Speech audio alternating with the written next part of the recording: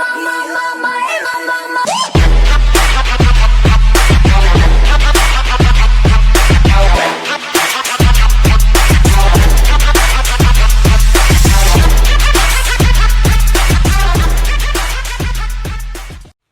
guys, it's Astrid again, and today we will be reviewing episode 10 of God Eater. So basically, before we even start this, this took I was waiting for a long time for this to come out. The last time I remember it, it was about around spring, Kekai Sensen, that time.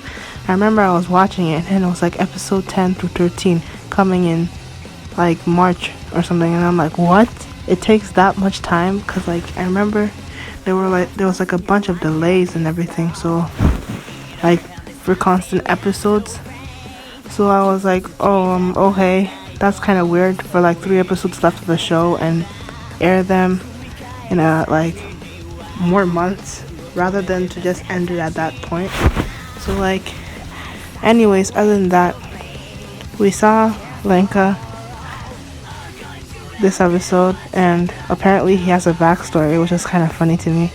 So it basically started out, I don't know who his mother was. I'm assuming that because if you don't already know, to get into Fenrir, that place where you can become God Eaters and stuff, you have to test positive, and I'm assuming that his mother tested positive, but I don't know if this is possible, but I feel at the time he wasn't positive. I don't know, probably not. That's probably not the case, but however it was, he just ended up in a puddle, left behind and abandoned by his family, which is pretty sad. So these people came and took him in, and they never told him at all that those were they weren't his family and everything. So he lived with that for a long time, and you'd think that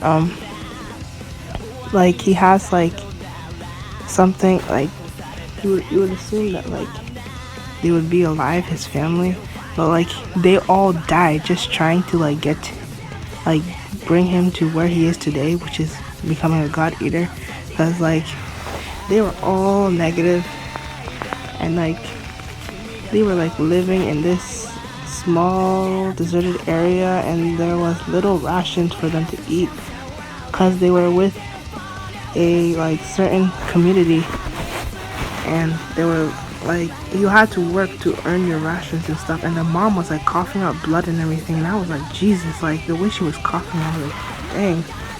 And then when they Lenka and his sister, I forgot her name, they went to go get some medicine for the community, and then a bunch of Aragami came and attacked them. Oh my god, Jesus, God Eater is kind of crazy. The Aragami, when did they? I remember how they showed up. I don't remember it too well, but it was a couple months back, so I don't expect to remember. I forgot everybody's name, honestly. The only people I remember as of right now is Lindo and Lenka, and that's it. Literally, that's it. And then there was the girl with the red cap and stuff, and she was really tsundere, basically. But basically, as I was saying, let's try to not get off track, but it was basically about Lenka's backstory, and it was pretty sad to see all of his family members pass away. First was the mom, they both were getting sick by the same sickness, and then they had to decide who to save, Lenka or the mother, which was pretty sad. Then the dad died, he got crushed by the building. When I saw that, it was just practically screaming out Attack on Titan, right there. It was just exactly the same as when the mom was crushed under it. It was just screaming Attack on Titan. When I saw that, I was oh, is this gonna be Attack on Titan? It was exactly, well, not exactly, because nobody came there to grab the two of them, but it was Attack on Titan. Their parents both end up dead under a bunch of rubble. So yeah, it was kind of funny to see that, but it was sad at the same time, because a lot of people compare this show to Attack on Titan, and so then sadly the sister died. She slit her throat. Dang, Jesus. I know her leg got infected and all, but like then she just told him all of this stuff, like just bluntly. She's like, you know what, I can't walk anymore, let me just tell you the whole secret. You're not our family.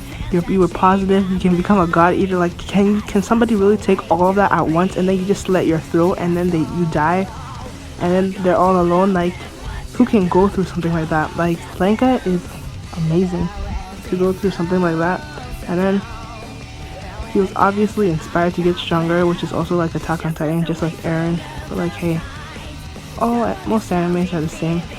Like cough cough fairy tale. But like, other than that, I think that's it for the review.